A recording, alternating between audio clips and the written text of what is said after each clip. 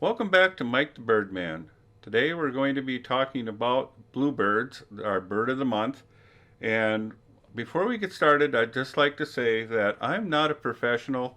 I just started out picking up a bird book and starting a page through it and going, I'd really like to learn these birds. I didn't know if I was ever going to figure it out, but after a while I started to find some of the birds that were in the book and I just went from there. And today we're going to be talking about the bluebird and we're going to be discussing the three things that you need to do to attract a bluebird to your backyard. Number one is they're going to need food, and to attract them to your backyard, the best thing that you can do is to put out mealworms. And mealworms can be bought at your local feed store or Walmart, or I think Fleet Farm has them, and Menards, but you can buy them.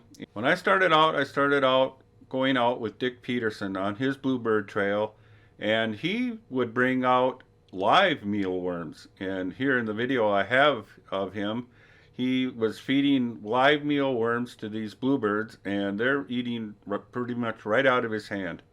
So I thought that was fascinating. Dry mealworms work just as well as the live ones, so I would suggest that you go ahead and buy some mealworms. Bluebirds also like a variety of insects, and they will eat berries too. So let's get started and we'll take a look at attracting bluebirds to your backyard by feeding them. Here I set up a GoPro to capture the bluebirds eating dried mealworms in my backyard. Hopefully you too will be able to attract these gems of blue to your backyard. Once the bluebirds find the dried mealworms in your yard, they will keep coming back for more. Notice the difference between the male and female bluebird. The male has a bright blue head and back, and the female has a grayer back and head.